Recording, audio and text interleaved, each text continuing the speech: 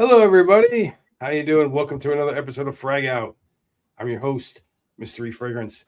Today, I'm joined right now from Joe Average, otherwise known as Ren. Down below there, you got Brian, otherwise known as Brian. And today, we're doing something a little bit different. We're doing a little like conversation about AI in fragrance.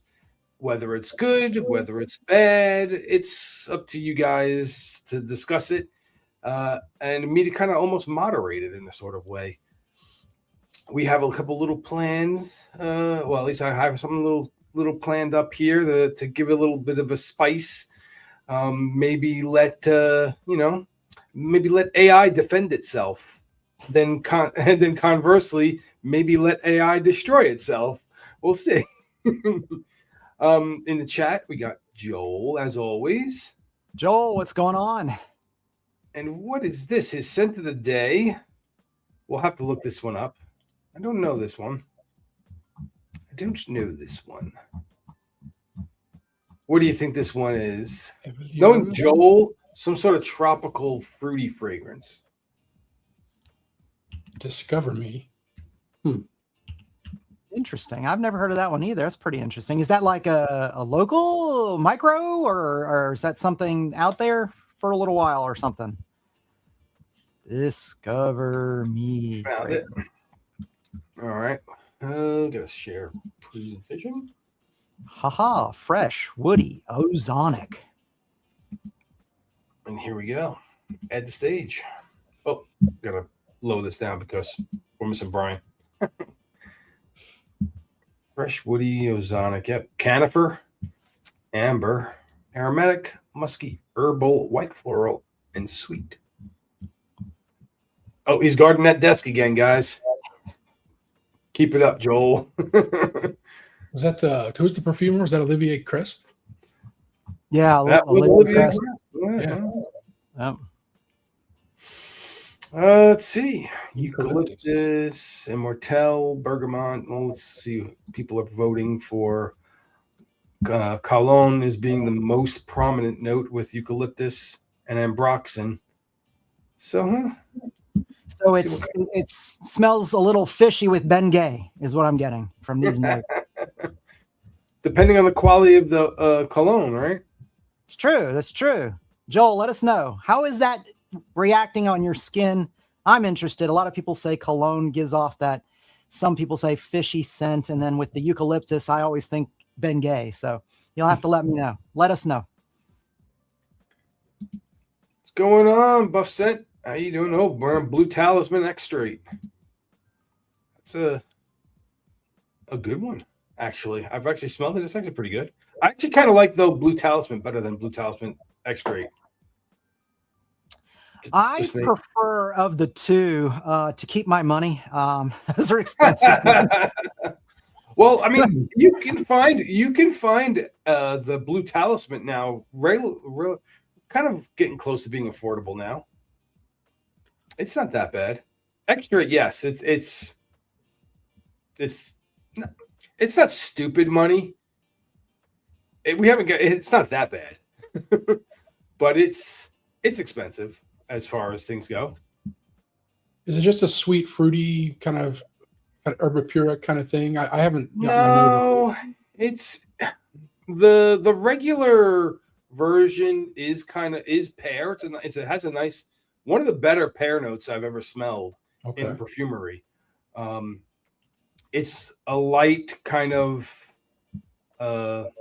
everyday kind of pear. So I'll remove this for a second. I'll bring it up, show you. I guess some people could say it's a blue scent, I guess. Some might say, but I wouldn't. I've heard all of the hype. I just have never gotten around to really. Never experienced it? No. Some people don't get the pear. I don't know how you wouldn't, but personally, I get it pretty well, and it's let's see. Do you get Buff Scent? Do you get the pear? strongly in the extrait version, I didn't get the pear as pronounced, but this is the regular version. So with the orange blossom and all that, is it just like a pear myself, kind of? I guess you could kind of say maybe you can draw the correlation between the two. Okay. Like a pear myself. Okay. But it's not. It's obviously higher quality, so you don't have the. It's not as nearly as scratchy as myself is. Mm-hmm. Synthetic. So, and Brock's effects. That is whoever this captured molecule is who did this. Whoever they get their oils from.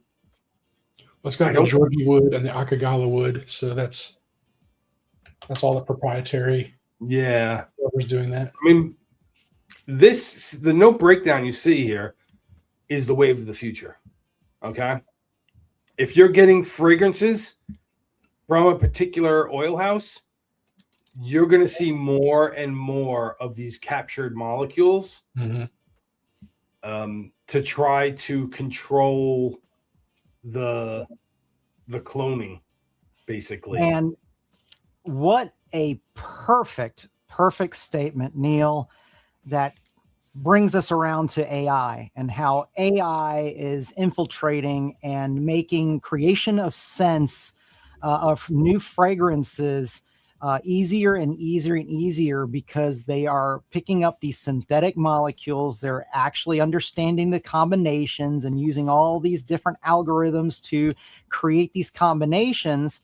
And so if you have a captured molecule that may smell similar to a more commodity molecule, the people that do the captured molecule will say, hey, ours is different from these other pieces, and that's why you should spend $250 on Blue Talisman instead of $20 on Latafa. But here's the funny part, right? Is that Latafa gets the same oils from the same place. It's a potential that Latafa could go out and buy the same exact oils, at least the ones that make the most impact to the fragrance, and then supplement the other stuff with oils that are like cheaper. I mean, you make a point, Neil. I mean, you make a point. These clone houses getting the same oils essentially, or predominantly the same oils as the originals. But look at the clone houses that are cloning clone houses. Yeah, what the hell is going on there? It's like Inception.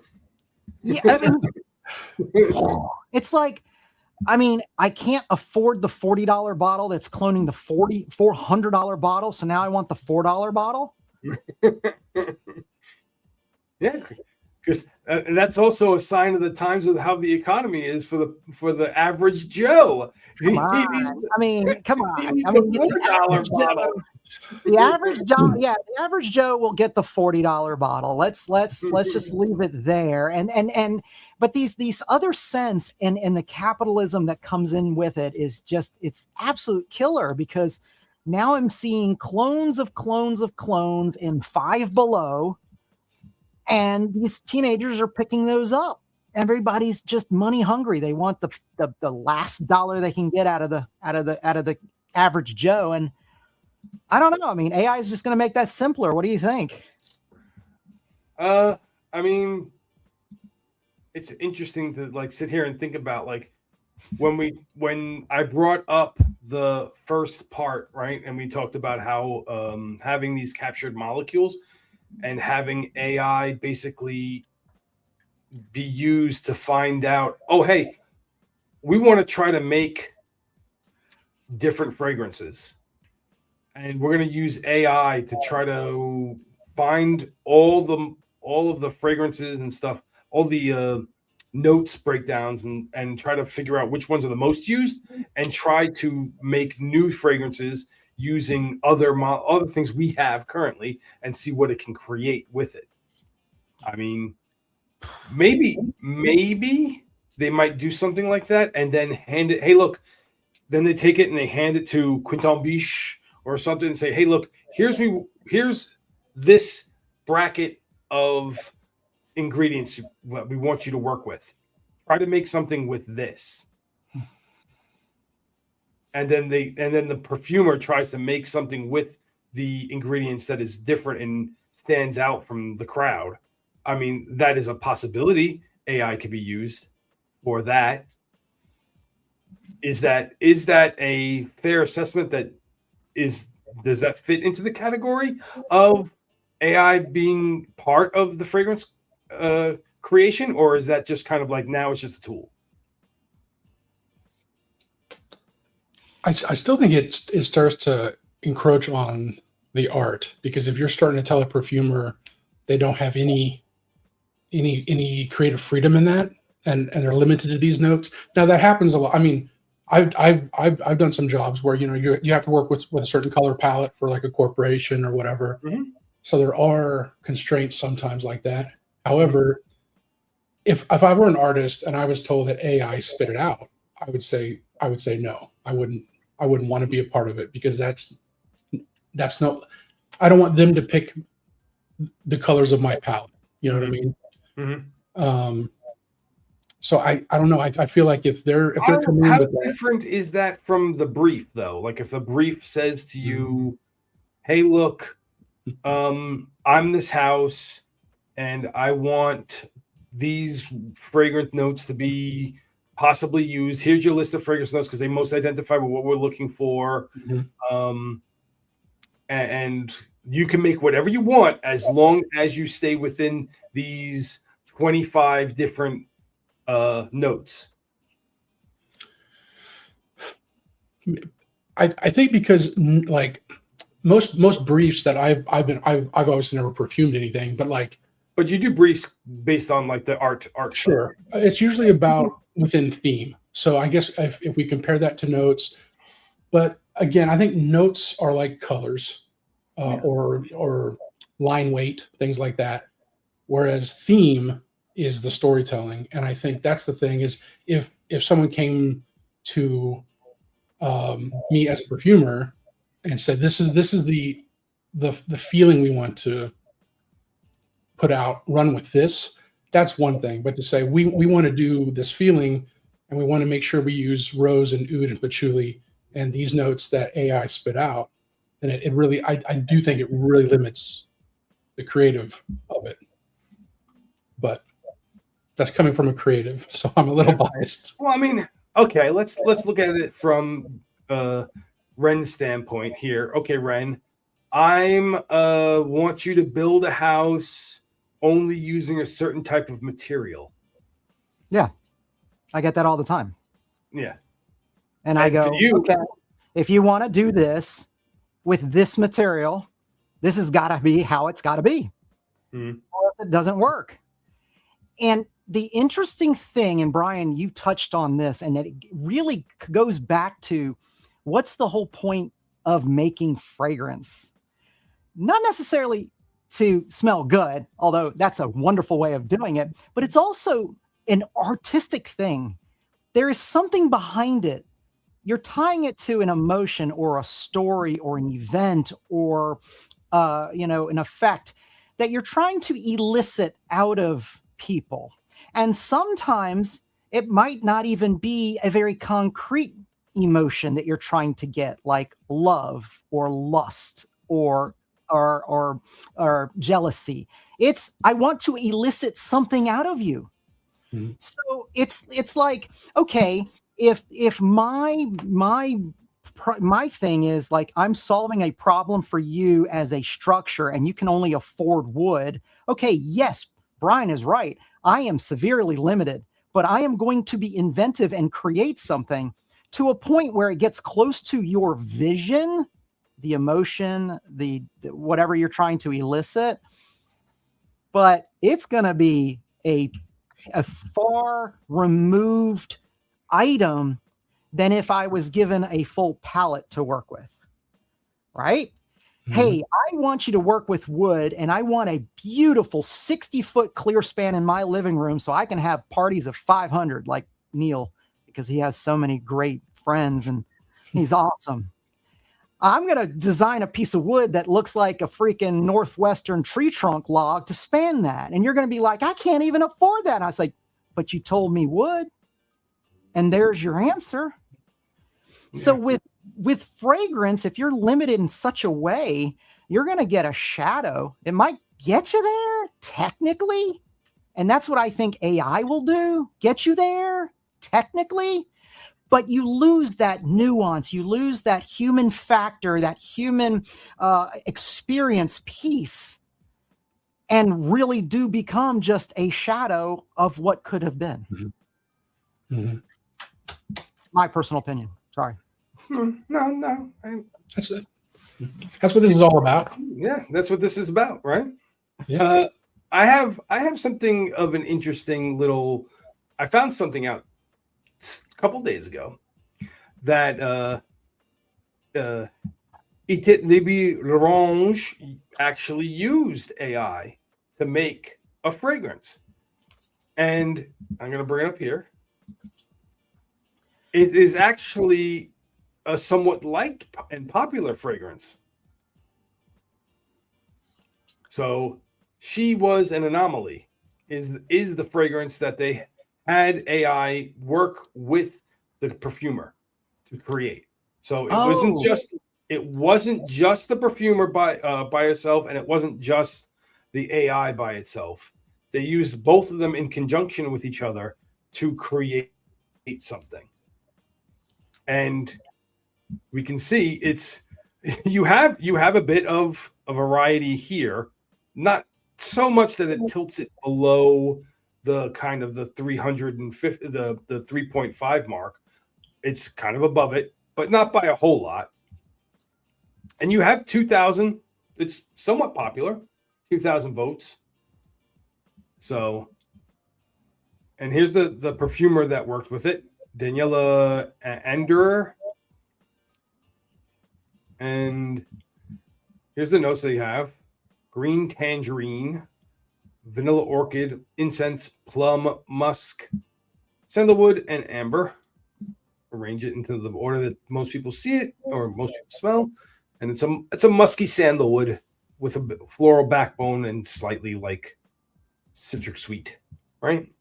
You would get this, probably a bit of it in the end. So, and then there is one interesting review I saw on this, and they were conflicted.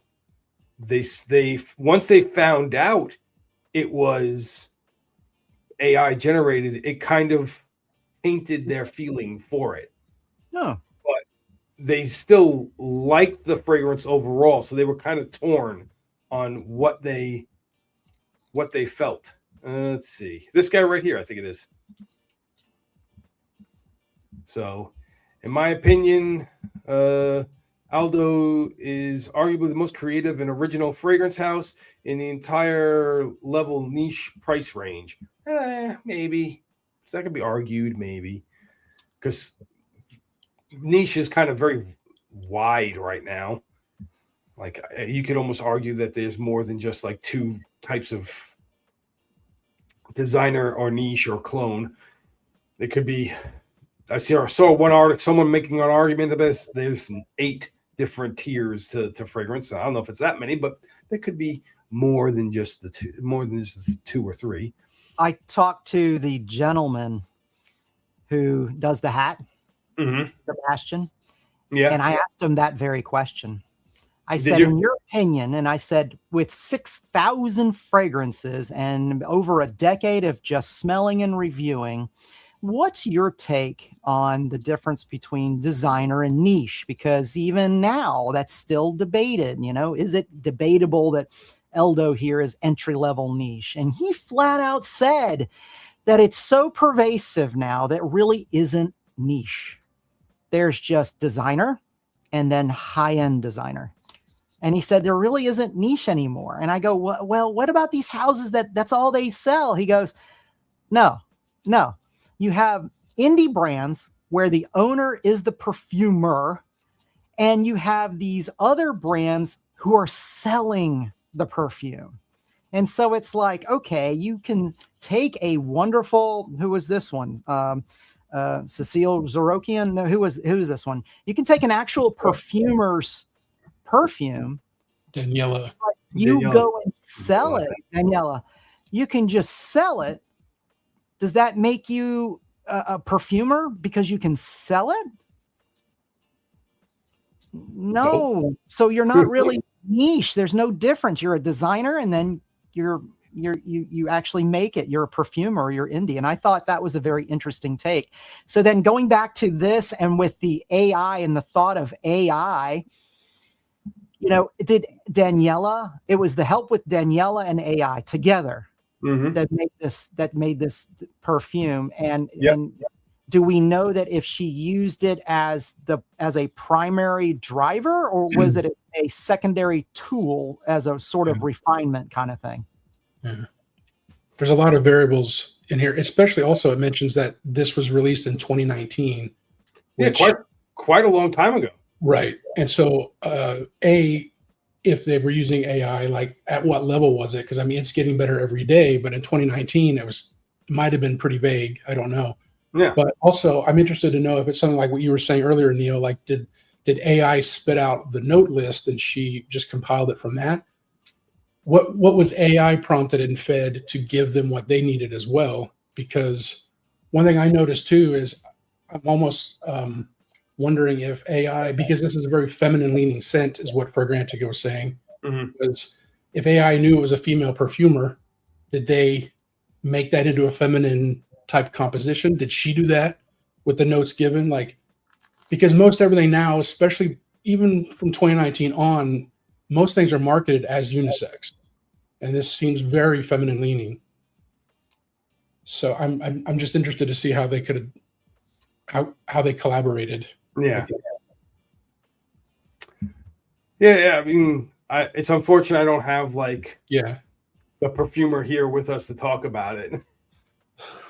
There might be, and you got to wonder if this pray to spray guy is paid to play as well.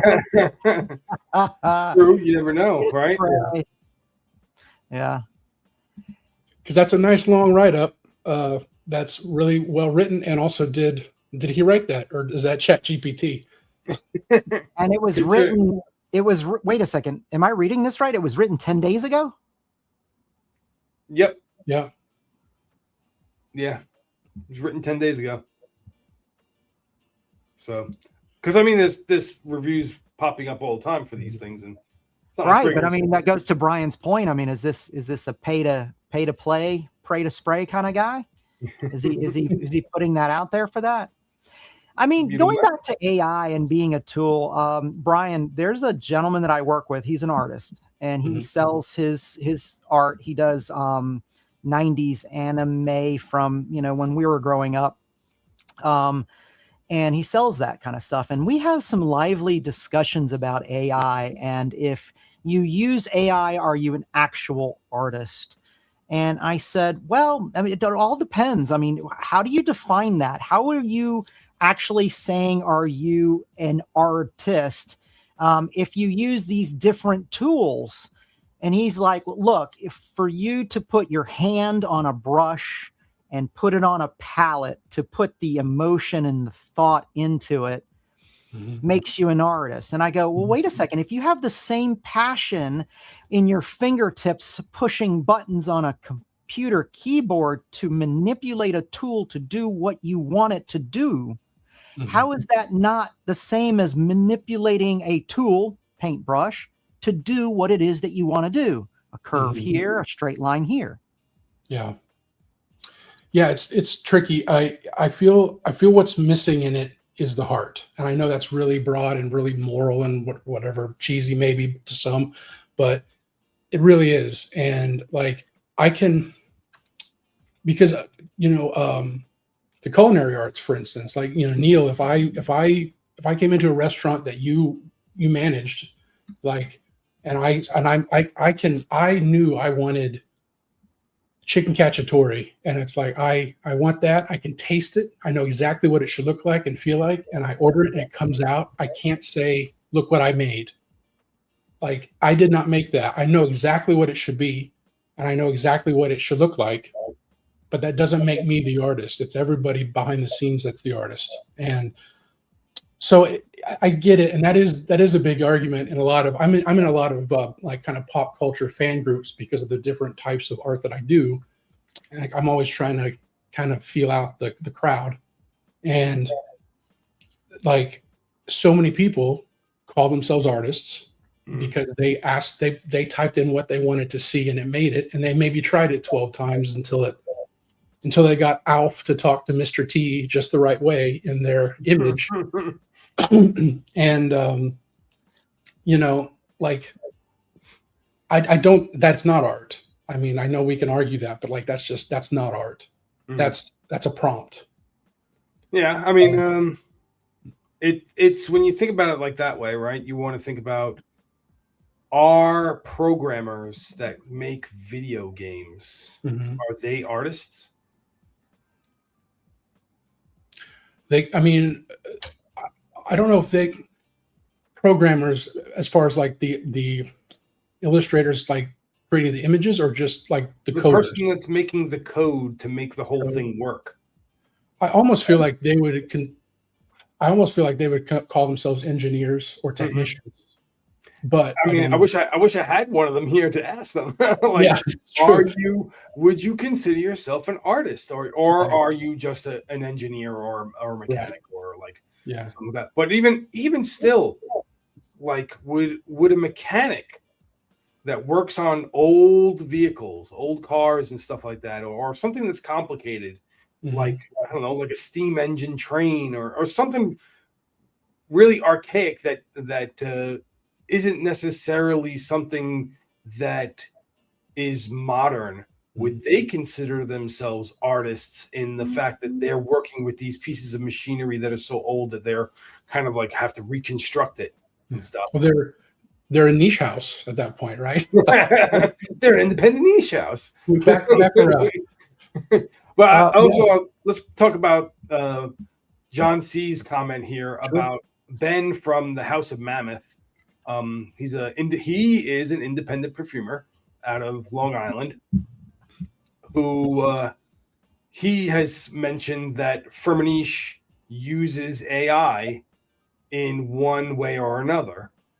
So it's kind of begs the question. I did reach out to some people in IG and stuff like that. Was like, hey, would you be interested in having this discussion with us over here? I never got any responses. Like I said, it came up a little quickly. I thought about it a little too late. I should have probably reached out to them like a week or so before when I was thinking about it.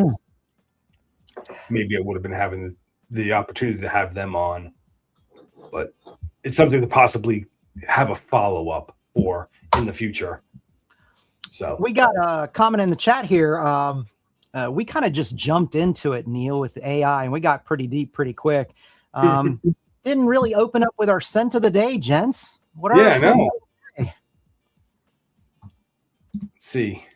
What was yours, Brian? Actually, I already know what yours was, but you can talk about it. My scent of the day is a new arrival for me, and it's Marc-Antoine Barrois Ensalade. Ensalade, yeah. There you go. There we go. Yeah. And this is gorgeous. This, I was talking to Austin about this earlier today. This is my second accidental blind buy. Because as a decanter, Ren, you'll appreciate this. So a lot of my decants I buy from Sense Angel, because I like their decant size and price. Whoa, wait a second. Okay, wait a second here. You're not buying from Come on. Well, we'll talk about that. Yeah, we'll talk about that. That's right. But this is the second time now that I received something that I've never smelled before. That's why I'm ordering a decant to sample, and fell in love with a decant. And that is not at all what they sent me. They sent me a decant. I don't know what they sent me. So I got this in yesterday, and it's technically the first time I'm smelling Ensalade after buying the full bottle, because the decant was not what it was supposed to be. I've already emailed them. You're like, hey, the decant you sent me is definitely not Ensalade, because I just got Ensalade and it doesn't smell anything like it. You're right. Okay. Huh. And this actually goes back to something you were talking about during the hot seat thing the other day was convincing yourself that you love a blind buy. And I mean, this is beautiful. I can appreciate this. I'm happy I have it, but it's like when you are at a restaurant and you take a sip of water and you forget that it's Sprite, and that shock of like, oh, that's not what I fell in love with, or whatever. And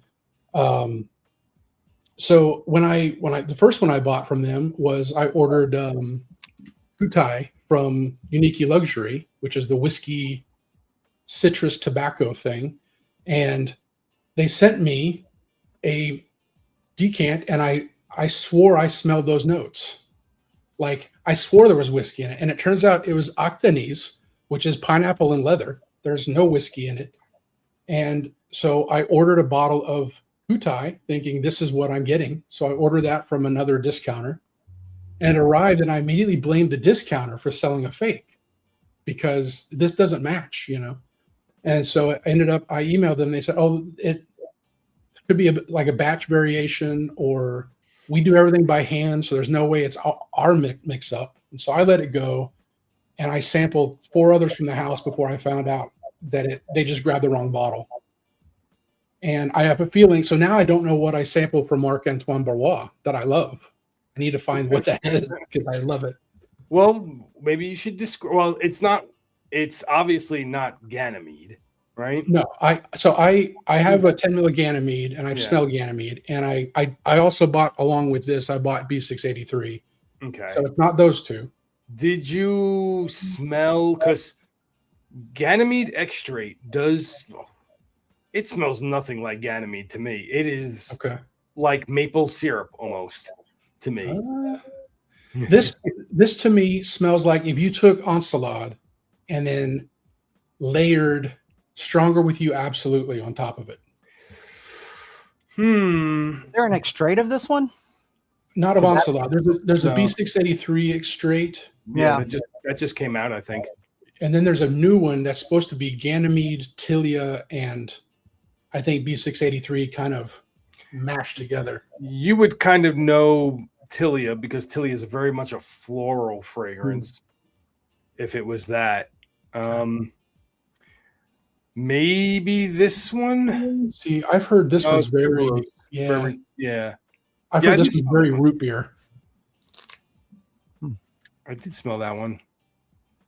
So anyhow, I don't know. I mean, I can't imagine them grabbing some other gold bottle. I mean, they all look pretty identical.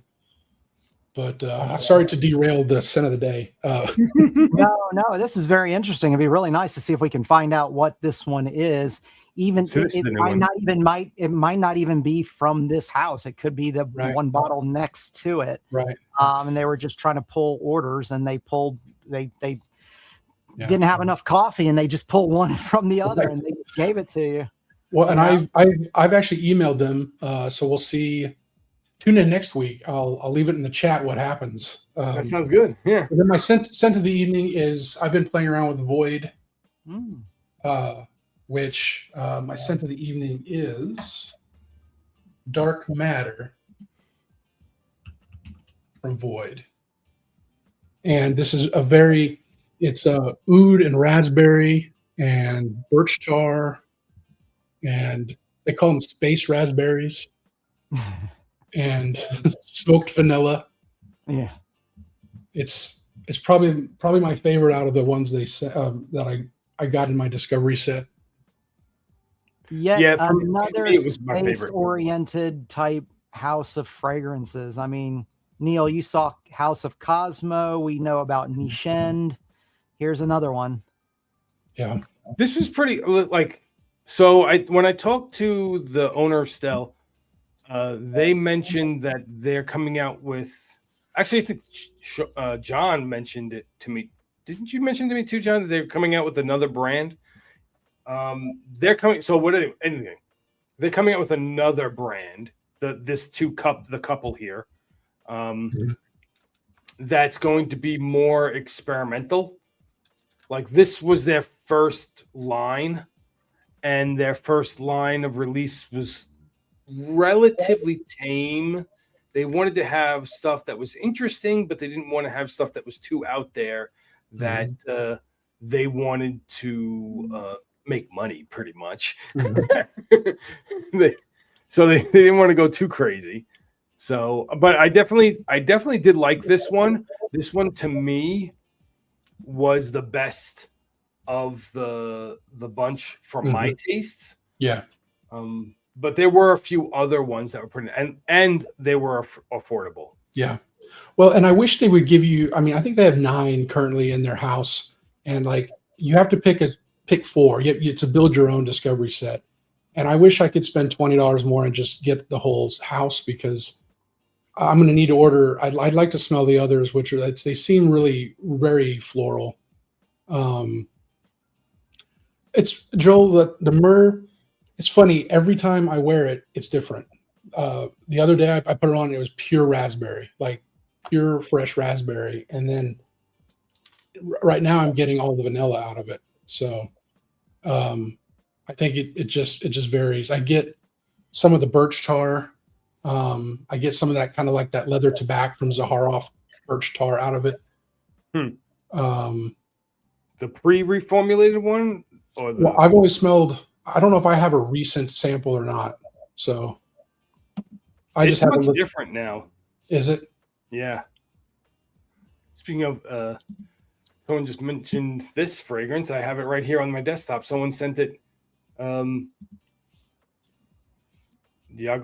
Diaghilev. I still haven't smelled that. Yep. Oh, it's good. I like that one too. So, yeah. Okay. That's all I have to say.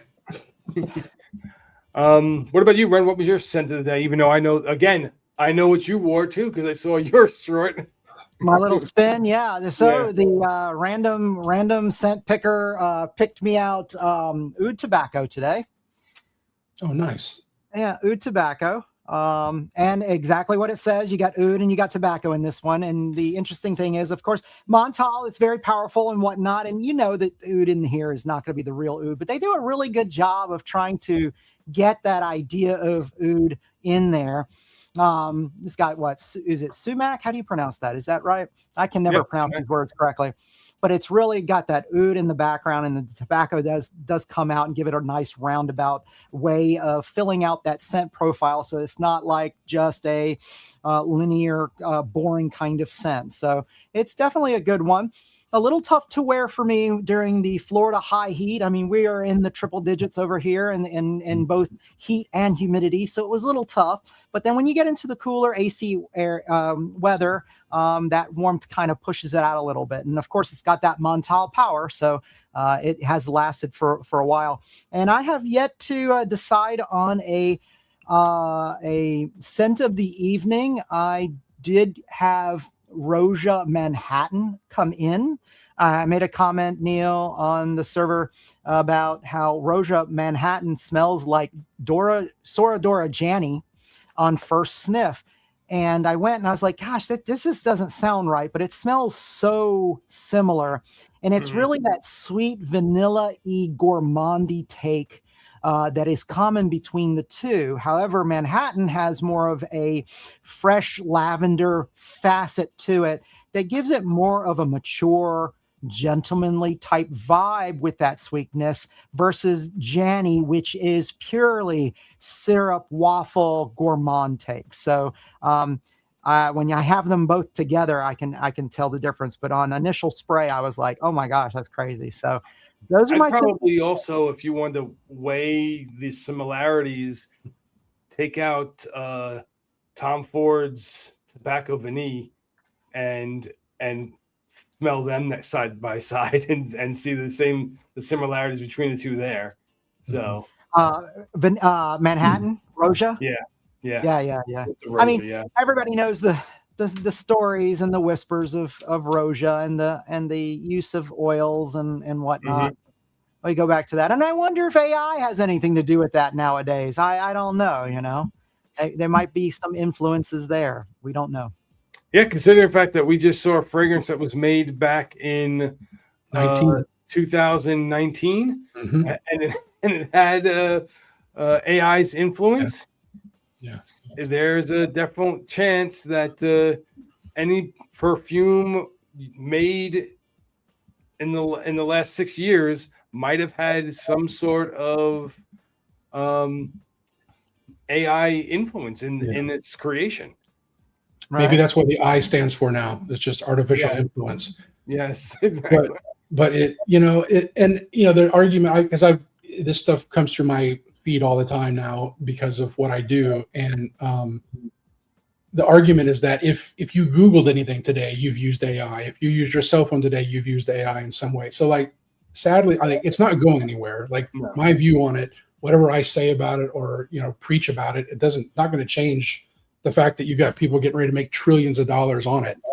So why would it go away? Here's the funny part, though. As a race, we have spent trillions of dollars on it, but have yet to make any money on it. There's actually someone has created like a ticker of how much money compared to how much has been earned. Yeah, like We're ratio. still, And we're still in the infancy. I mean, people are still making the cat videos that are doing feng shui karate chop with the old Chinese dudes. So, I mean, we're still in that infancy phase where we're just fiddling with it. I guarantee you there's going to be a Steve Jobs Jr. or a Bill Gates the third from his fifth marriage come out finally and create something that we're going to be like, holy crap, and then make tons and tons of money. That's just going to be the next generation. It's only a matter of time. Welcome, Solo Factory. Solo O Factory. I mean, sorry. So from getting into mine, there it is. War. Kajal. Yes. Three. Okay. You thought I was going to say what? One. Actually sold off one. Nice. I sold off one to you, Ren. Yeah, you did. That's right. Remember. This is yours, isn't it? Now I get to yell at you about this cap. I mean, what the heck is this cap? I mean, it doesn't stay on. What did you do here? Blame Joma Shop, okay? yeah, Joma Shop. Yeah, it's Joma Shop's fault. That's the way it was when I got it. 3 is it's a version of Tigar, basically, but it has a very bright, effervescent citrus ginger accord in the opening. Mm-hmm. It's like ginger soda. It's my favorite version of Tigar is this one here. And a heck of a lot cheaper than Tigar, that's for sure. Mm-hmm. And it lasts longer than Tigar because I can still smell it on my shirt because I got a little bit on the collar and stuff. But the opening is really great on Kajal 3. You can find Kajal 3 about $80 to $100. So it's very well worth it in the grand scheme of things. Far better than a clone of Tigar. I think it's better than Black Panther. I believe that's Alexandra's version. Yeah, it's better than that because it has its own twist on it with that bright kind of citrus and ginger kind of soda opening. And like I said, you'll love to spray this on again. You'll want to keep spraying it on and on again because you keep experiencing the opening. But the dry down is very much the same thing as a Tigar. So I like the note breakdowns there. It's really nice. Grapefruit, lemon zest, lemon soda, and of course that ginger giving or adding to that effervescence feel for that fragrance. Yep. You were talking about the kind of early, late last year. I think you were talking about the opening of that being similar to State of Mind, Secret of Success. Is it just the lemon soda that's similar, or is it? Yeah, it's the lemon soda kind of aspect of both of them. Okay. That you get.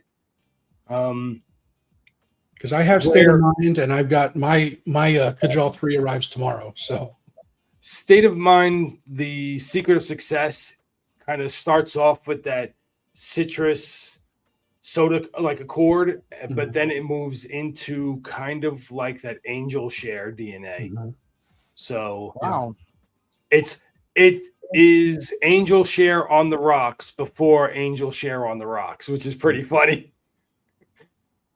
That Killian actually probably could be accused of cloning another niche brand. Well, there is an A and an I in Killian. You know, there is an A and an I in Killian. That's right. There's an A and an I in Killian. And it does start off by Killian, so it could be by AI. It's true. Oh my goodness. Oh my goodness. But so what else about AI? That's really. Oh, I'm sorry, Neil. Did you have a scent of the evening? I think we all had pears. Did you have a one for the evening? Not yet. I probably won't actually, because I'm probably have to going to bed like relatively quickly. You know what we could do? We can ask AI. Hey AI, I did this for my. Spin your fragrance wheel. There you go. You know, I was just going to share that actually of something with that about AI being. We're in a time where, and again, I think this is a social discussion as well of people we're all getting lazier, and so people are wanting AI. I mean, are happy to let AI do these things and not think. The problem is at what point, like, do we start making our own decisions? Like, there's this post on Fragrance Junkies on Facebook, and it's people asking ChatGPT to pick out their signature scents, and it's like that's no longer a signature. Just so you know, like at that point, it's not how signature scents work. No. So again, I understand the decision fatigue or whatever of going into a big collection. I mean, Ren is smart; he has a wheel do it. But I go in there every day and I have to stop, and I'm like, I know what I'm wearing. That's easy, but I don't know what fragrance I'm wearing. That takes forever. But that's also part of it being yours, you know. And I think when we lose that, that's a problem. But yeah, that's kind of like why I pick my scents at like Sunday night, Monday morning before I go to work, or like at the end of the work week. I pick my fragrances for the entire week. And I'm like, all right, well, I kind of look at the weather, and I think if it's all kind of the same, it doesn't really affect it that much. But if one day is hotter than the next, maybe I'll put things here and there to try to fit more of the heat index. But otherwise, I pretty much set it, and like, this is where it's going to be. No matter what happens, I'm basically going to wear this. Yeah.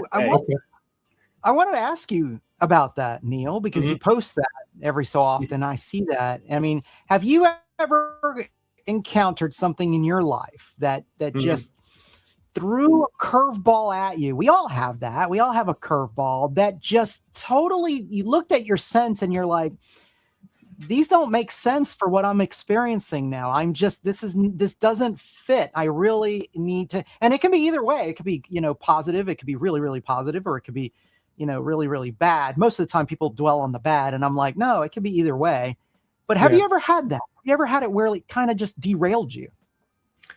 Not really. Like, pretty much due to the fact that I don't let my desire to wear something, I never wear something more than one day, and then I put it back on the shelf, and it has to be put into a rotation like later on.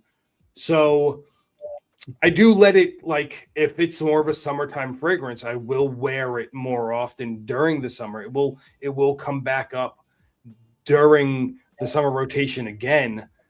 But I think the only fragrance, like, even the fragrance that I smelled at Scent Explorer, not at Scent Explorer, but during this time frame of Scent Explorer, White Iris, I wore that, I think, twice or three times in I'm gonna say twice in a month, which is quite frequently for me, considering the fact that I have like a decent amount that I can cycle through. So I mean, not as nearly as much as Ren, but hey, that's why Ren uses AI to pick his fragrance out every day. Yep. Yep. Is a random, But I mean, is a random comment picker, is a random fragrance picker, that wheel, is that AI? Is it truly random? Hey, that's a great that's question. mathematics. Is something in the computer Mhm. truly random? We have been asking that question for decades. Yeah. And if it's not truly random, could you consider that a primitive form of AI? Yeah. Yeah, like rolling a dice, right? If people play any sort of role-playing game, rolling a dice by hand or rolling a dice via like a press of a button on a computer, and it rolls like a virtual dice. Is the virtual dice Truly random. really truly random? Mm-hmm. Or is it predetermined to come up at a certain number more than anything else? Mhm. It's We'll have to ask some sort of coding yes, artist, yes, technician, engineer, whatever. See, speaking of asking code, I do have something that we can share. So, what I did was I asked AI to give me a compelling argument of why AI in perfumery should be supported. And I let it I let It's it like, give me an answer. Defend yourself. why should I continue to keep you hired? Yes. And Why why do this? should you have your job? Why should you keep your job? Why should you keep your job? Defend your Should job. It's like an office space. It's like, what exactly would you say it is you do here? So Oh my let us now bring up. Oh, take my picture off for this. I don't want to be anywhere near AI.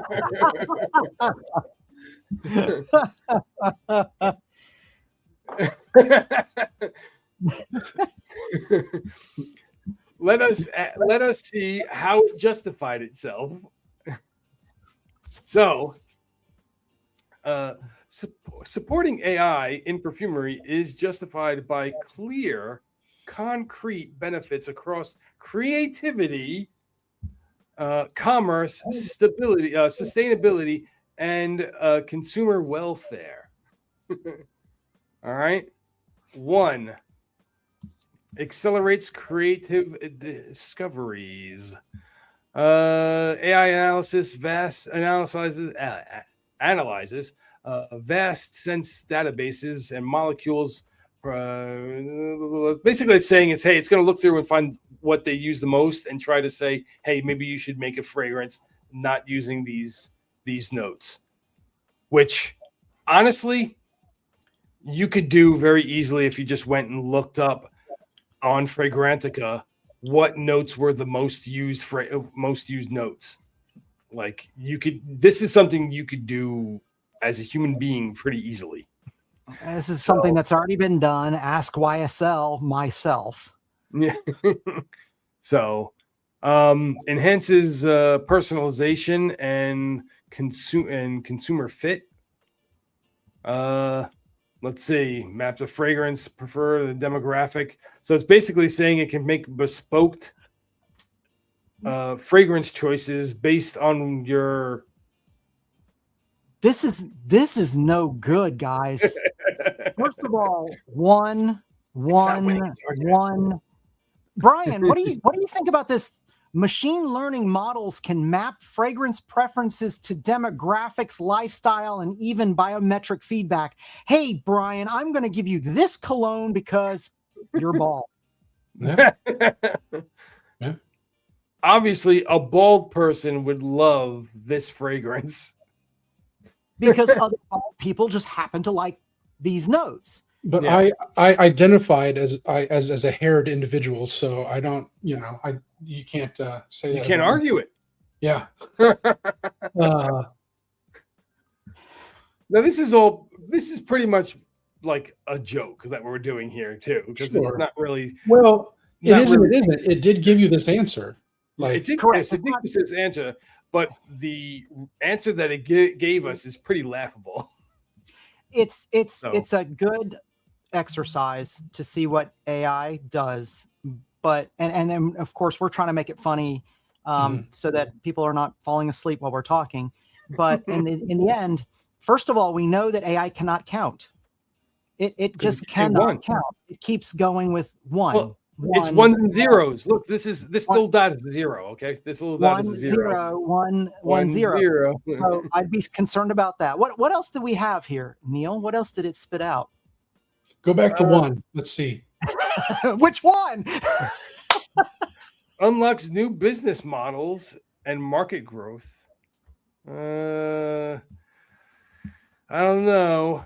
Again, this is all pretty much looking at the data of what you've seen. It So it feels like the college paper that you have to hit a word count on, and yeah, like, like mitigating risk, right?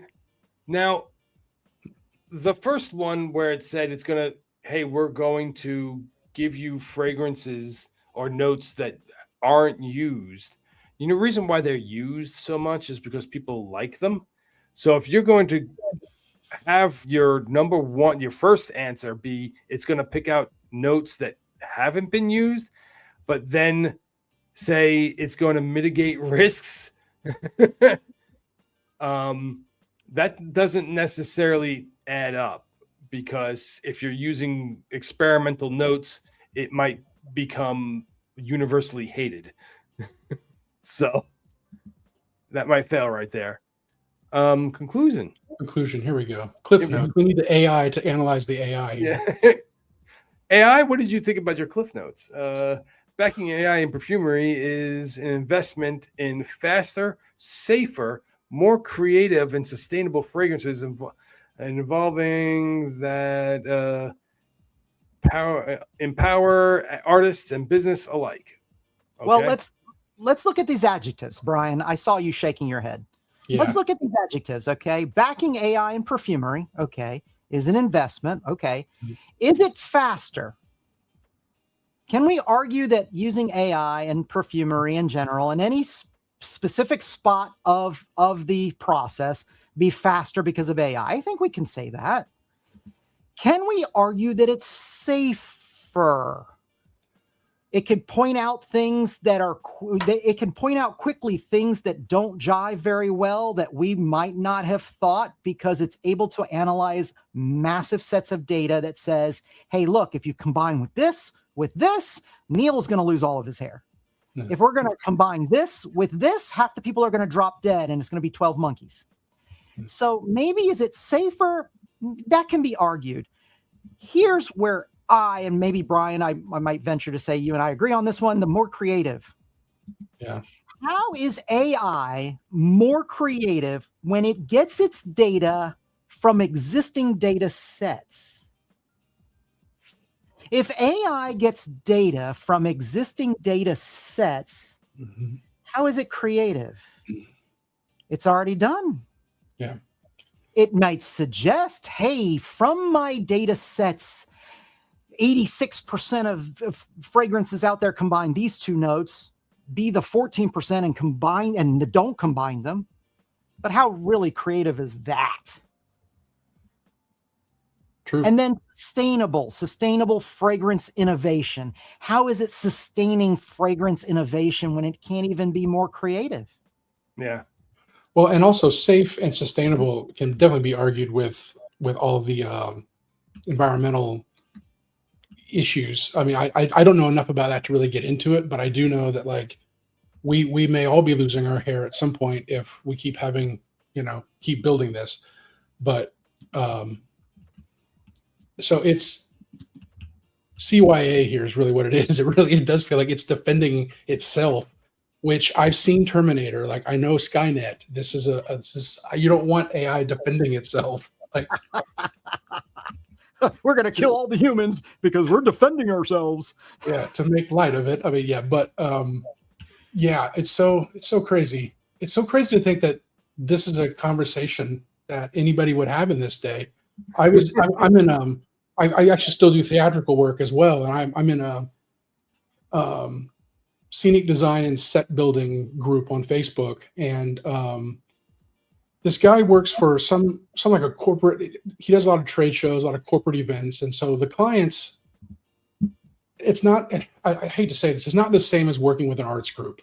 They're working for a trade show. It's all about sales. It's all about the message, the marketing, whatever. And I get that's fair, but they're paying for it. And so he was showing everybody, hey, this is the set we built based on the rendering, just to show everybody the before and after. And everyone in there, I mean, you're in an artist's group showing an AI rendering. And he got so mad that everyone went like, is that AI? Like, that's absolute shit. Like, why would you even bring that in here? And he goes, well, like, what was I supposed to do? Hire an artist? And he goes like, I can't. And so I chimed in and I was like, well, maybe when you budget this for your client, you budget in a designer. He goes, well, I'm just trying to showcase what we built. And I said, well, a built item does not exist without it being designed first. So like you have to know where and how it was born. And in the same way with AI, like it's out there. I have my stuff stolen constantly. It is constantly stolen. It's on Etsy, it's on Redfin and eBay and Amazon. I've shut Amazon stores down and they just pop right back up. And that's just taking low-res JPEGs and duplicating it onto mouse pads and aprons and whatever they want to sell. And AI is doing the same kind of thing, except it's scraping and pooling and farming from everything that's out there, including our profile photos. Like outside of the art aspect of it, like it's terrifying what it's going to be capable of and what it's already pulled, So yeah, because we're like we said earlier, it's just the tip of the iceberg right now. Yeah, we haven't gotten very far into this where it's going to get to the point where you're not going to be able to tell what is real and what is that's already here. AI. Yeah, it goes.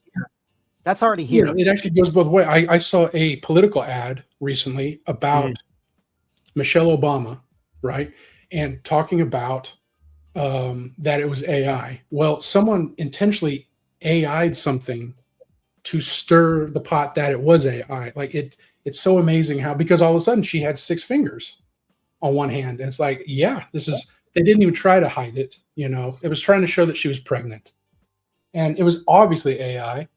And this page was sharing it as fact just to drive up viewership, engagement and rage bait.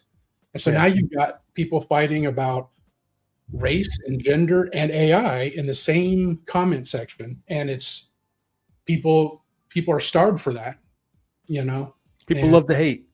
People love to hate. Neil deGrasse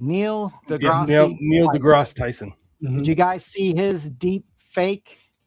He goes in, I think he made it, or maybe he didn't make it, but I think he did to prove a point.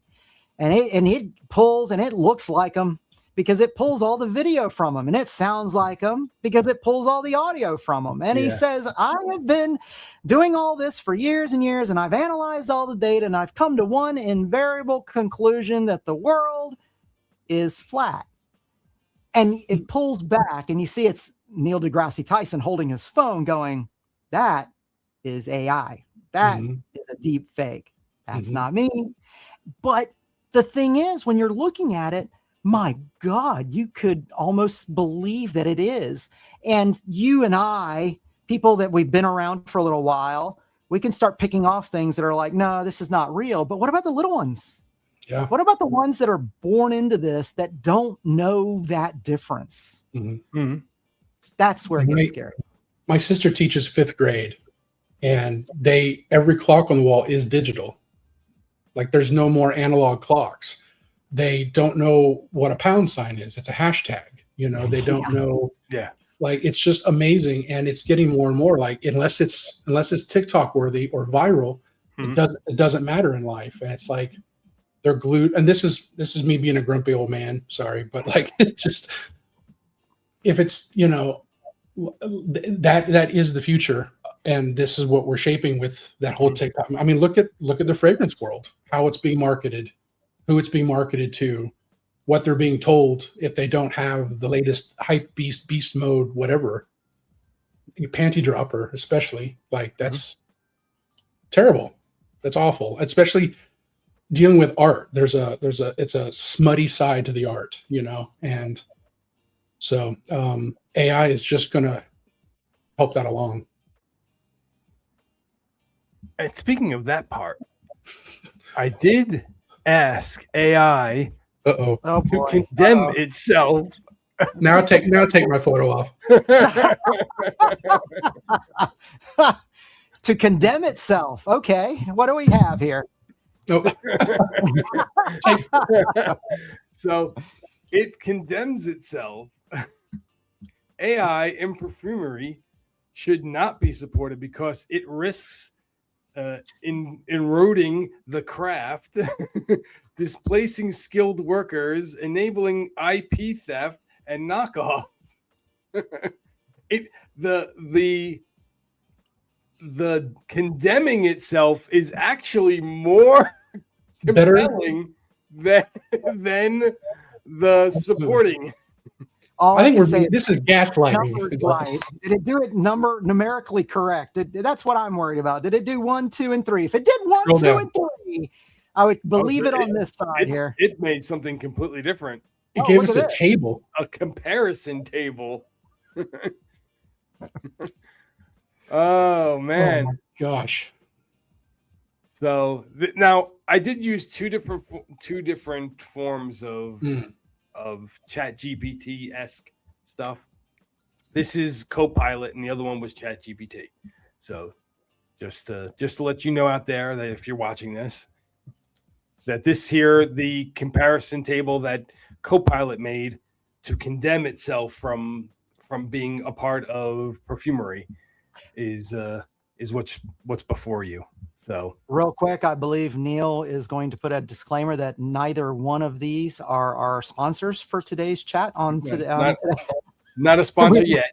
Not sponsored by either one. We're not sponsored by ChatGPT to dish onto Copilot or the other way around. No, they're not going to be sponsors when we're done. No, they're not going to be sponsors when we're done either. Probably no. But yeah, like you look at this, and this is a little more interesting, at least visually, something to look at than the other one was. Well, it's smart enough not to number things. All right. Yeah.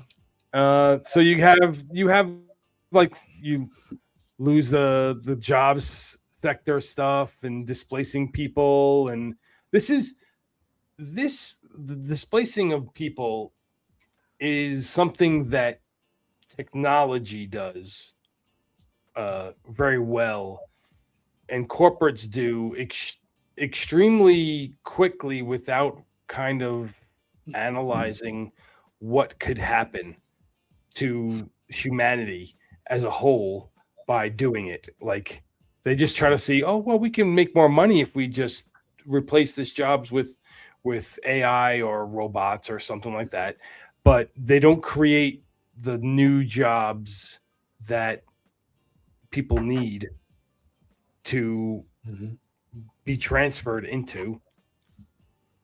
So yeah, I don't know what, like, you guys want to even talk about that? Just like it was just kind of a funny thing to do. Just like Disney and Marvel, they just laid off 1,000 VFX artists, and those are the same artists that built the Marvel universe. And now they're going to take what they've built, what they've created, and model off of it using AI. They don't need those 1,000 people anymore. Yeah. And so the whole industry is going to sadly start doing that. So I'm seeing it in mine for sure. Yeah. But it's going to cannibalize itself, right? Into the fact that now you're going to displace all these people that had jobs. They're going to try to find another means to make a living. You'll have a decrease in those jobs being filled or wanting to be filled, because now they're thinking to themselves, well, why would I want to be that, considering the fact that if I become that, it's just going to get replaced. So now I need to be more of a engineer or more of a coder or something like that. You know, you like Ren's like, no, don't do that. Don't be an engineer. Don't be an engineer. Don't be an engineer. And then what will end up happening is, if AI doesn't get to a point to be able to create their next thing, then they're like, oh, we need people again. But wait, now they're all gone because they had to find new jobs, and now they're not skilled in doing what they need to do. So now what do we do? It's all the brains. We need brains. We need brains. We need brains. That's what it is. Yeah. Oh. And like this is something that could possibly be extended to perfumery. And that's why something like the argument of do not use AI because you'll displace the perfumers, the people that do it for action, do it as an art form. They won't find it economically viable for them to produce anything anymore. So I wrote. Go ahead, Ren. Oh, I was about to say, I'm sorry to interrupt you guys. I was saying that I wrote for my profession an article about AI. And so I don't know if anybody knows, I'm a structural engineer. And no, we don't just drive trains. I joke with people and I say, I just punched numbers in a calculator. Well, anybody can punch a number in a calculator. 2 + 2 is 4. 4 + 4 is 8. So why do we need you? And so people are sitting here going, well, wait a second. AI is going to the very first people they're going to replace, or all the math in science industries, because those are very easily programmable. We can sit here and argue how perfumery and AI in perfumery may kill certain things, but we can still defend it and fight against it because perfumery is art and creative. Engineering is 2 + 2 = 4, guys. There's no creativity there. So what happens when AI comes in? You're pitted against AI in doing engineering. And some of the younger engineers that are coming in are really concerned about how AI might replace their jobs. And my argument, and just to give you a forewarning, I'm going to flip over in a little bit and argue for AI. So right now I'm just still on the against AI bit. But the argument is not necessarily the creativity, but the bigger general umbrella of the human experience, the human fault, the human error. To be what is it? To forgive, to be error is human, to forgive is divine. AI won't do that. AI won't do that. To be able to look at something and have that gut feeling something's not right, something can be done better, I think we could do it this way, is what AI is lacking, and I guarantee you will continue to lack, because AI is something that is reactive to information it's pulling from versus the human experience, which is creative, proactive. And I think that is where even in engineering that is so, concrete, discrete, is still going to be able to shine because of that creativity. And now this goes to your point, Neil, about how these companies, and Brian, you saying it too, about these companies, they're laying off all these creative people. They're going to hurt because in the short term, they see, oh, it's great. AI is great. We're going to be able to do this.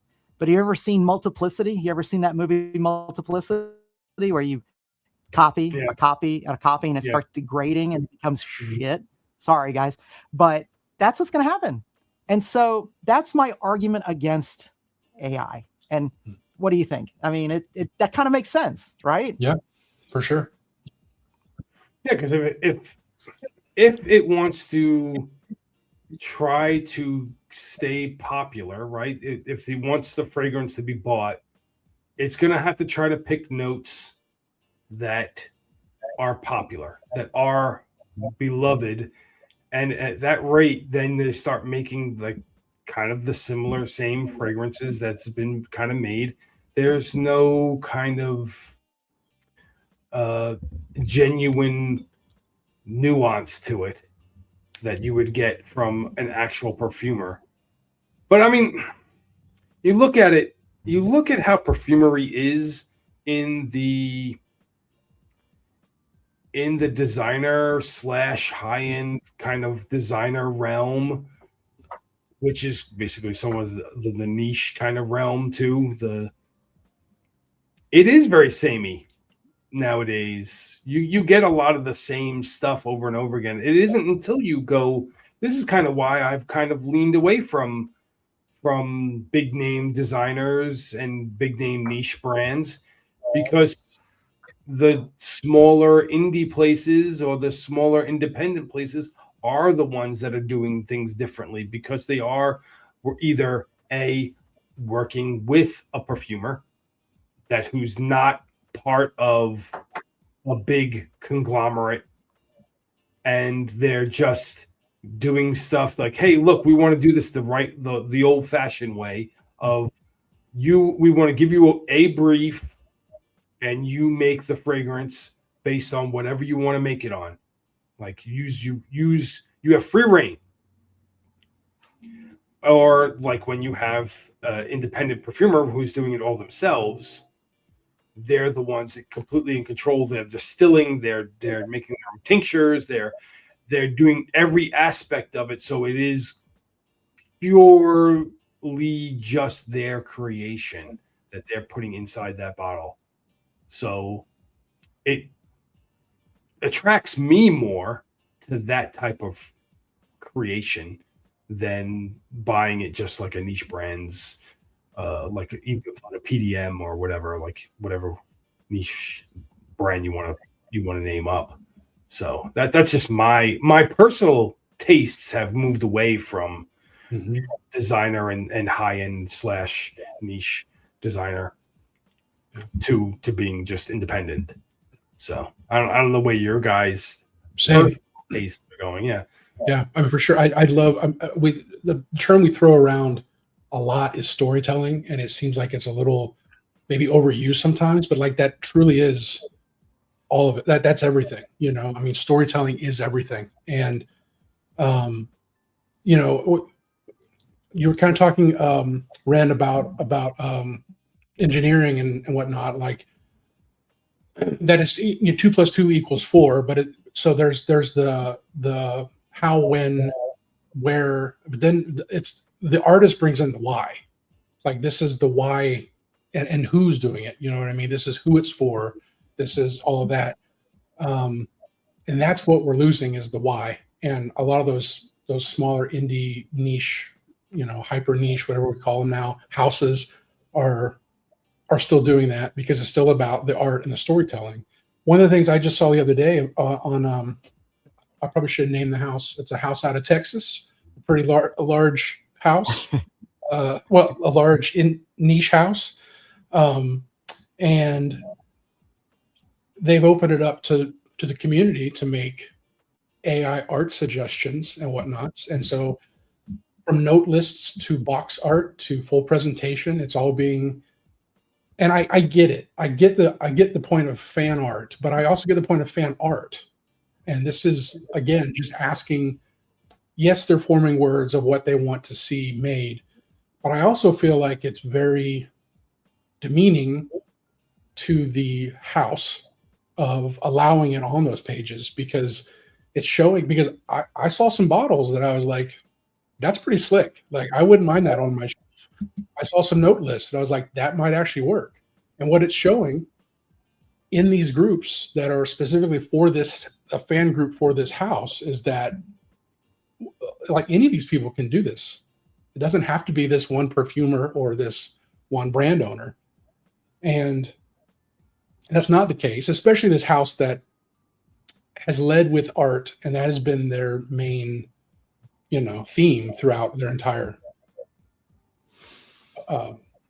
birth, Mm-hmm. of Venus, whatever. But I, I see. What I thought was interesting about that whole situation was the owner slash perfumer. Uh, he liked the first batch of stuff that Hmm. started to come out, and then he kind of stopped. Yeah. He didn't press the like button anymore on everything Yeah. because maybe in his own feelings he thought this has gone too far himself, Yeah. and he's not discouraging it, but he's not proving it anymore. Right. And I think what this is, and I agree with you with some certain extent.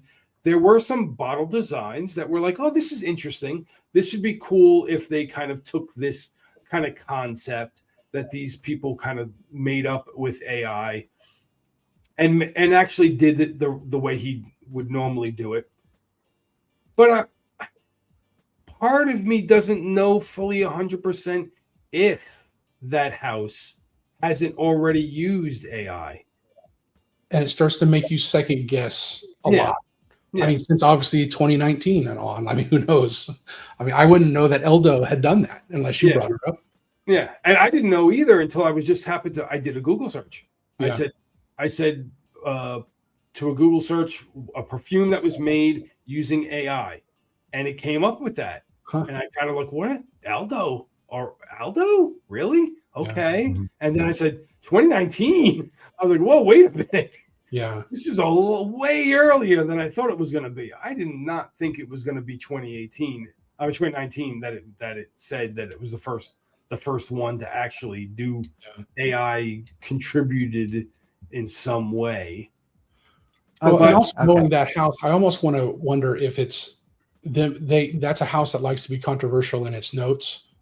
I wonder if that could be an angle. Like going back to what Ren said about the whole Michelle Obama thing, Mhm. is it kind of almost in a way stirring the pot? It's just rage baiting. Yeah, exactly. Yeah. Hey, look Yeah. what we did. We made something with AI. But here's the only thing about that. Back in 2019, people weren't raged by that as much as they are now. Like Right. if they were to do it now, you could say, yeah, I can kind of see them just doing it to kind of like, haha, like Hmm. poke the bear type of thing. Yeah. But back then, I don't think so. Like back then, it seemed like more of a genuine. Well, let's just see what we can do with this. Yeah. All right. All right. So we have Here we go. wonderful sets of arguments against AI. I'm hearing, at least. I don't know. That's a fair assessment, right? Against AI, right? Definitely More Brian's leaning against AI. I don't know. You might change my mind. Let's see. Let's Well, see if you I'm can going change to your flip the script. I'm going to flip the script, and I'm going to say AI. I'm going to go on the other side. I'm going to go for AI, and AI is a positive thing. And the very first thing I'm going to say, and I'm going to bring up history as an example. When the first calculator came out, the old generation said, "My God, everybody's going to forget how to use math. It's going to be too easy, too simple, and everybody's going to forget. Everybody's going to forget. They're going to be sloth and they're going to be lazy." No, we got better at math. We used the calculator as a tool. We made the calculator a better tool. Now they graph. You can get solutions a lot easier, a lot faster. A lot of kids were able to understand certain concepts, mathematical concepts, because they had the power of being able to get the answer in their hand versus some sage on a stage trying to tell them what the answer is. So in this particular example that I pulled from history to parallel AI, using a calculator or advancing technology was at first seen as a negative in the early days. And everybody can agree, and we've already agreed that AI right now is in the early days. How much of that is paralleling today with AI? Question to you. Mhm.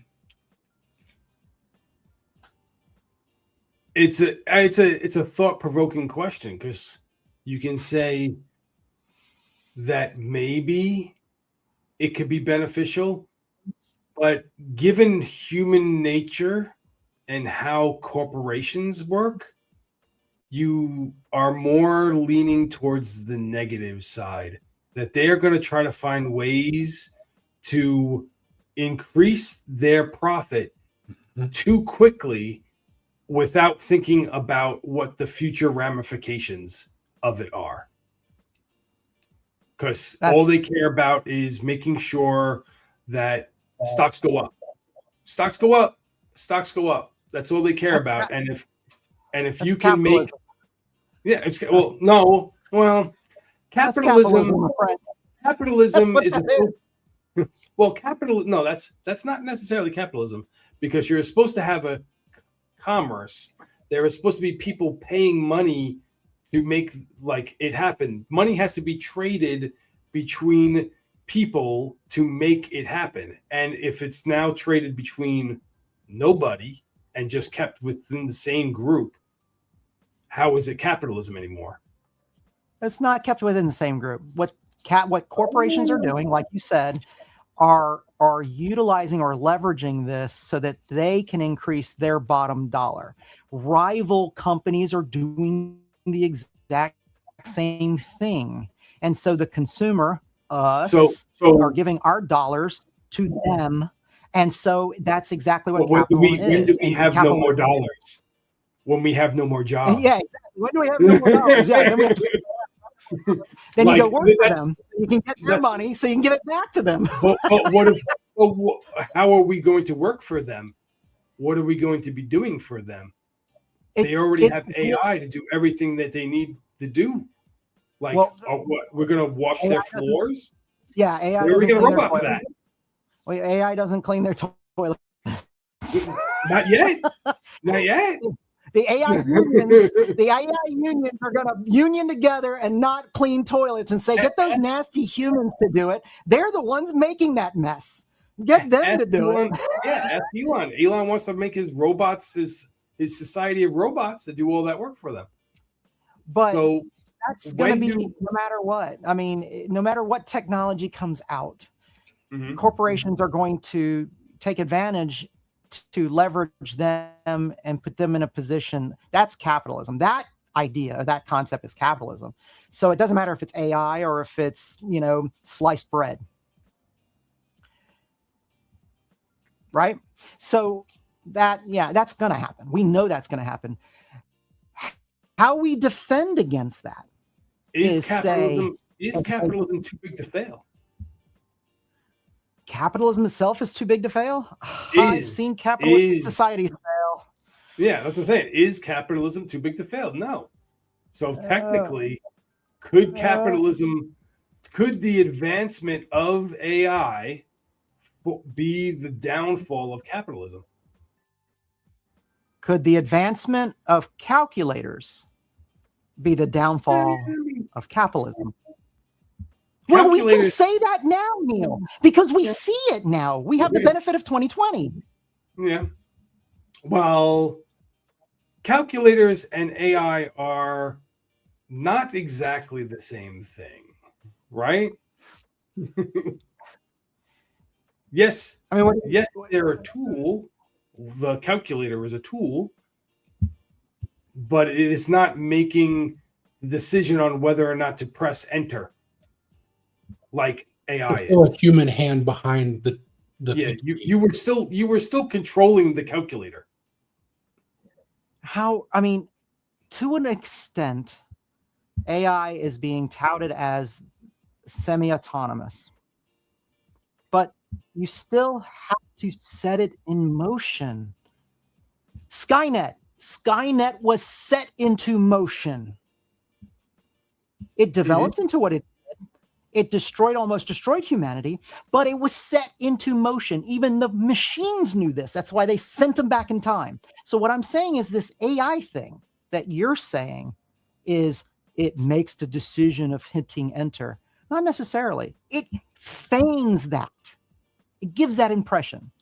But at some point or another, we started the ball rolling. Well, now, yeah. Will our own stupidity be the downfall of us? Oh, absolutely. That's always been the case. But I see AI now arguing the flip side. And Brian, I'm going to push on you just a little bit too, because you are an artist, sir. Bring it. AI is another one of those fancy paint brushes in my palette. Okay. You do some wonderful artistry. I can be an artist too. I have the same passion. I have the same storytelling. Yeah. I just use a different tool, a different paintbrush. Why am I not an artist, sir? Okay. So there was a big, I mean, we can go way back in art, but because of film posters, we'll kind of go there. So one of my heroes is Drew Struzan. He passed away last year.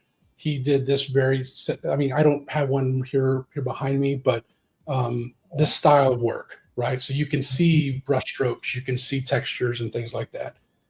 And at that time, I mean, and even before Drew, you had had artists whenever Photoshop actually became a thing, and whenever these really gorgeous tablets and iPads with, styluses became a thing, these were really frowned upon. They're like, wait, that's cheating. Like, you're cheating, And even in my props world, I used to hand sculpt things and make molds of them and cast them, and then 3D printing became a thing. And a lot of people viewed that as, well, we can either view that as cheating, or we can embrace it and utilize it as another tool. And in the case of 3D printing, I do believe it can be a tool, but I feel like as long as the artist is in Blender, actually creating sculpting the pieces themselves, I don't think if I went to Etsy and I purchased an SVG file or whatever it is, STL file, and then I just literally downloaded it and I put it in and I said print, I did not make that. I produced it. I didn't create it. I think there's a difference in that. With the art, the difference between Drew Struzan's pencil and mine is mine looks like this. And it is attached right here. And this is attached right here. And with something like, yes, you can have a thought, but and you can really, really feel it. Like I was saying earlier about the food, I can really, really taste that food, but I feel like it's not, and this is just my opinion, and it's a biased opinion because it is my livelihood. So I'm kind of the wrong person to ask and the right person to ask. No, you are the right person to ask. I value your input because you are right there. Yeah. You are an artist. You are front line. Yeah. So I definitely value your input, sir. And I'm seeing it constantly. And the thing now is it is frowned upon to push back. There's this, it's Star Wars. There's a resistance happening, and we're resisting the rebellion. No, whatever. We are going against the dark side for sure, and it's very clear. I mean, right now it's very clear what's AI. There will come a time where it won't be as clear. That is scary to think, but I mean, I've already been passed up on work because it's like, oh, we can do it cheaper with AI. It's like that, but that also already tells me whether or not I'm wanting to work with this company. Like, if that's what they're leading with, then that just filtered that out for me. Yes, I lost that, but I also really won that because that's not a company I want to align with, I mean, I actually used to do props design for operas, and one of the opera company I worked for, I hope they watch this, they went to Nashville to an artist to do all of the season's posters. And she openly used AI and bragged about it because, like, look how I'm embracing technology. I want to ask the opera company, who is all about the voices, like, what if we replaced all of your singers with holograms, which exists now in some way, with AI generated voices? And we could even actually translate it. We don't have to do it in Italian. We can actually and have titles above the stage, super titles, and we could actually just, have them, sing, and that would be completely frowned upon because that's an art. And I just like, where do we where is it not an art anymore? You know what I mean? So it's a big conversation, but it's also, I'm amazed at how difficult it is. To me, it's so simple, but again, I'm in it. So you parallel the stance of my artist friend when you were talking about your tool that's in your hand, that's connected to your heart. And I pushed back with him on that, saying, here's my tool, here's my fingers, here's my heart. However, the point that we both agree, and I would hope that you and I agree, I think we do, is when you start removing the human experience, the feeling, that's when it becomes hollow. Yeah. I mean, Data. Look, Data. You guys Star Trek buffs. He's most perfect. Superhuman strength. Calculations beyond whatever. Unique in the whole universe. What did he want to do? He wanted to become human because he recognized that's where it was. The spark. So if we can keep all these tools, the calculator, the stylus, the AI, as tools, and do not lose like that one company did, and you passed them up rightfully, and the other company didn't. If you don't lose the human experience, I don't think AI will become Skynet to us. That's my humble opinion from an average Joe. Yeah. What a sign off. What a good end there. And he's out of his drink. Yep, Hold on. Yeah. It's that's very hopeful in humanity. Yeah. But I think there again, when it comes to money, I don't think the human connection is going to matter. It's sad. I mean, it doesn't in a lot of things. I mean, I went to Walmart the other day. That's enough said. I mean, there's self-checkouts for days and no one to work them, you know, and they don't work half the time, and they've been around for 20 years. So it's like, you know, I don't know. It's I think people are going to wake up to it at some point. It's not going to be what they think it is. And I think it is going to morph into something else. I don't think it's just going to be, like you said earlier, about cats doing the Macarena or whatever is happening.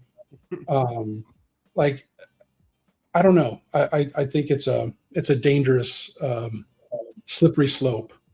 And you just got to hope that the people that are pushing it have the best intentions. But I think we all probably know that answer. No, there's none of this. It's all this. That's it. Yeah. You had too many fingers there, Red. Yeah.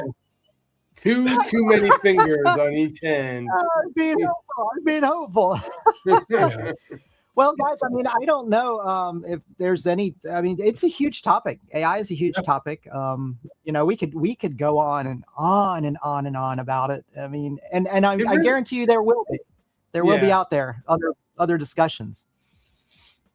Neil? And I've definitely seen some people that work in AI talk about how they're regulating it so that way they can control it.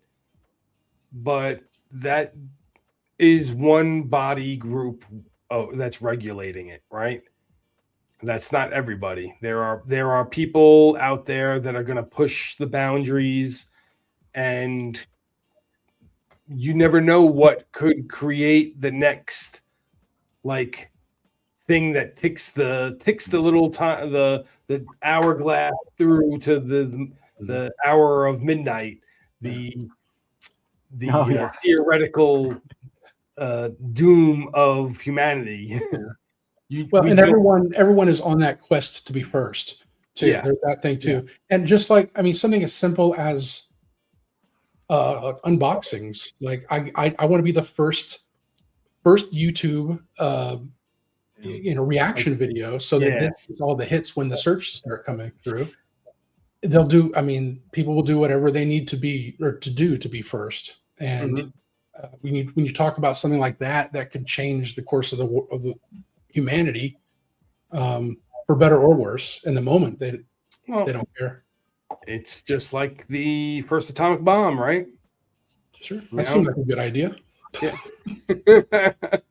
I mean, there was a rush to get that first because they thought that the other side might get it before them Yeah. and might use it before them. Granted, the war ended for that one side that was building it or like researching it, at least before they even got to that point. But research was still kept going after. They made excuses to use it, saying that we wouldn't be able to win the war or the war would go on too far, too long if we didn't drop these bombs. Well, that's not necessarily now in hindsight. People could have probably looked back and say now, no, we could have won the war and it wouldn't have needed to happen with those bombs. We could have won it in other ways. But there can't go back in time to change it now. The box of Pandora's box have been opened. It's a good point, Neil, and hopefully in fragrance world we don't have to deal with an atomic bomb. But the point is made. The point makes perfect sense. There will be something that happens. Actually, you know what? Actually, I'll give you an example. This can be related to the example of synthetics. When synthetics first came out and started getting produced in the early 1900s in perfumery, there was a huge revolt among the natural perfumers about how synthetics took away from the whole idea of perfumery and fragrances, the story, the human experience putting into it. And now people can put, synthetics and create the same scent and no thought, no love, no tears, no sweat equity into it. But that was the fear back then. Now you look at it and go, some of the best perfumes out there, Coco Chanel, aldehydes. Yeah, I think that's right. Some of the best perfumes have synthetics in it.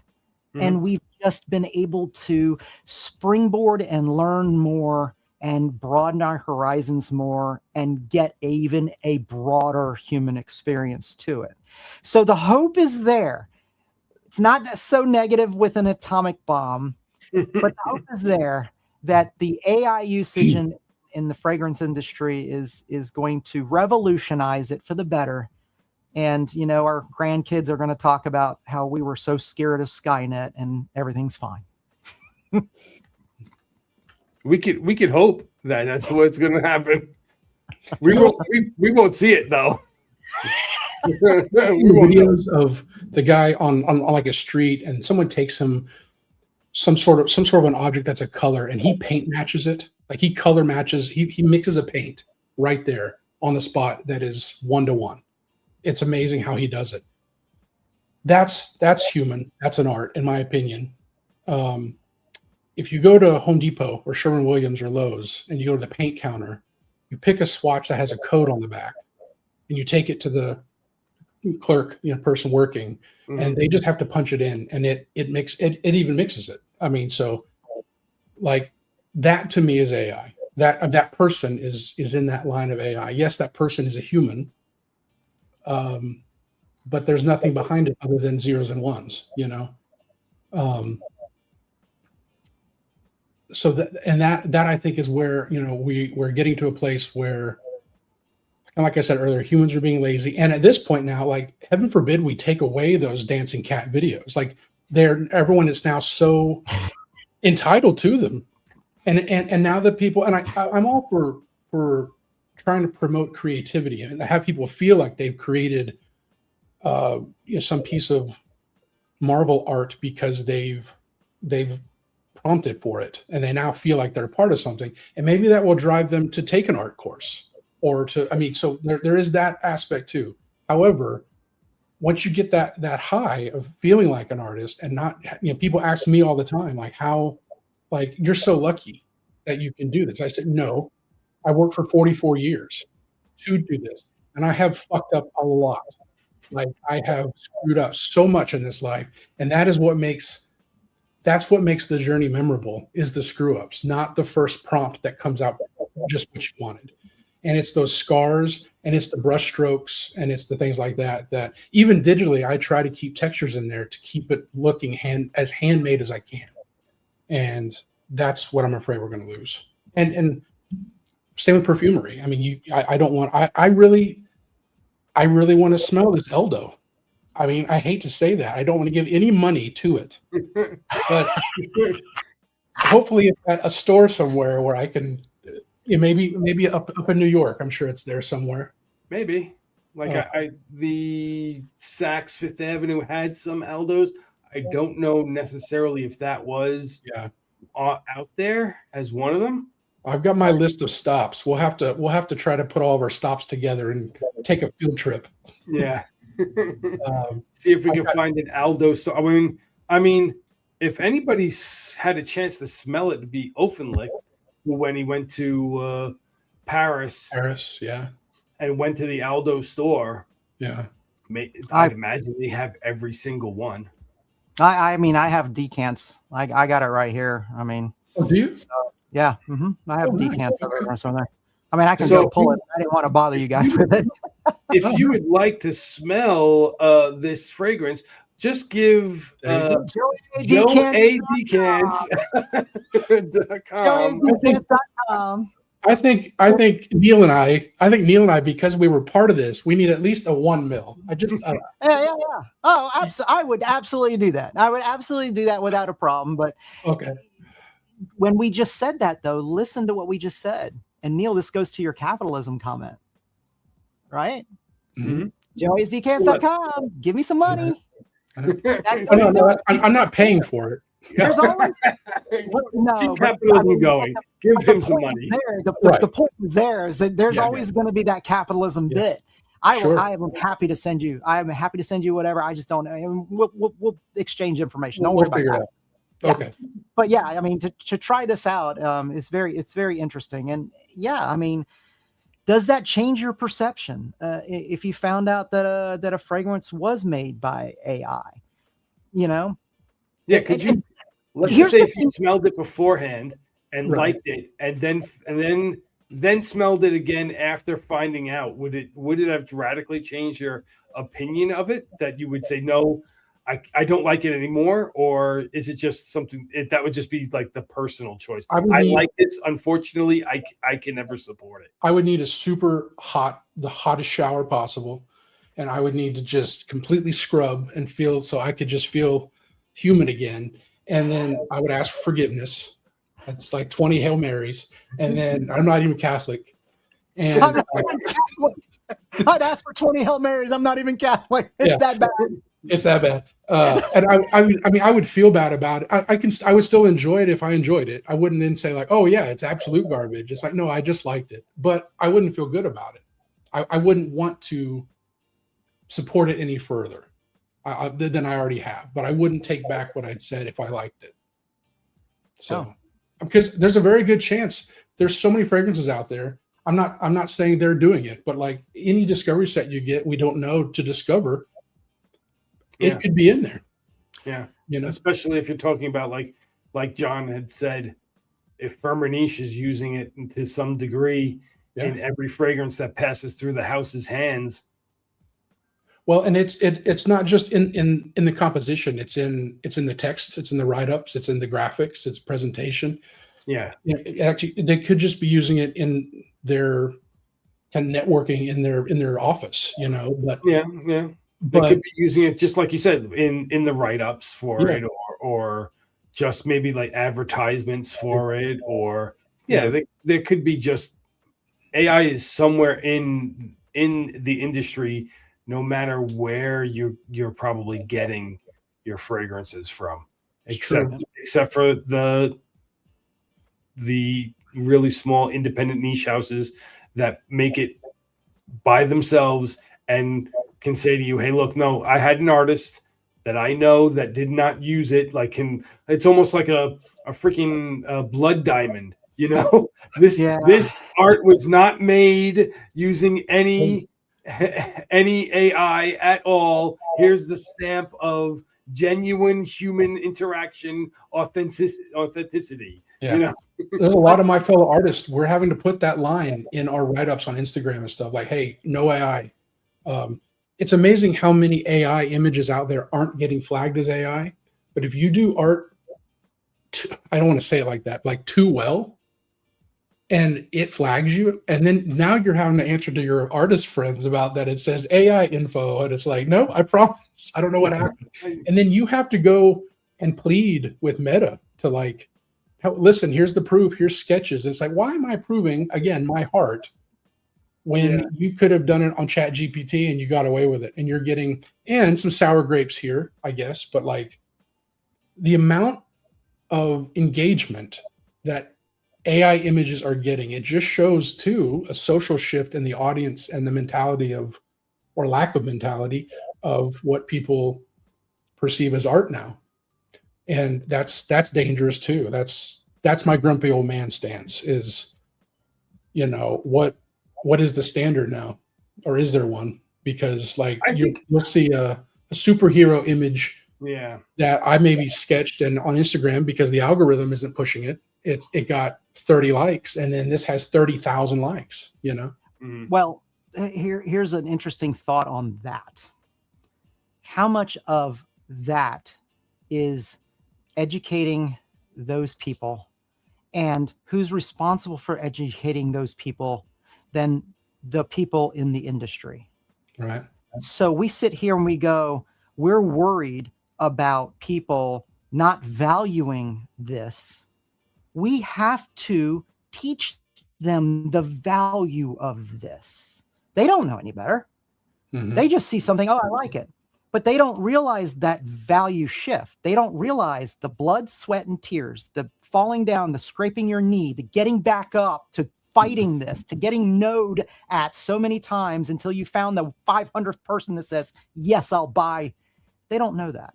And so it goes back to that storytelling, that human experience, that I believe it's actually our responsibility to teach the younger generation, because they're just going around going, next cat video, next cat video, next swipe, cat video. Swipe. You know? What it also does, though, it makes the artist's life more complicated.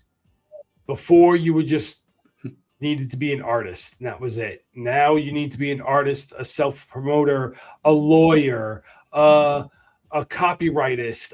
You have to be everything under the sun to be the artist as well now. You can't Neil, just be good at art. Did somebody tell you life was easy, Neil? Well, if I told you as an engineer, now you have to do like you have to also now find the materials, you have to carve the materials, you have to bring the materials to your work site, you have to build the materials, you have to make sure that the nails of your materials are made by you. Hey, the way these guys can't swing a hammer, I'm already doing that. The way these guys can't swing a hammer these days, I'm already doing that. But I got your point. I absolutely got your point. Yeah. Gentlemen, but it does get like crazy for the artists, but we're running pretty long now, so are we? Okay. Yeah, it's 8:30 and I'm getting nasty looks. So Joe Average is gonna go back and be average again. So it's good to talk to you all. Listen, that was a phenomenal chat. I loved it. I hope there were our people in the comments section that have been watching us, have stuck with us. It's so enlightening. It extends beyond AI, and I am humbled and honored to be with such enlightened people in the industry that can enlighten an average Joe like me, so I can be anything but. Guys, thank you so much. I will see you guys next time. All right. Support the arts and don't be an asshole. That's the rule of life. Yes. I love it. See y'all. See ya. See y'all.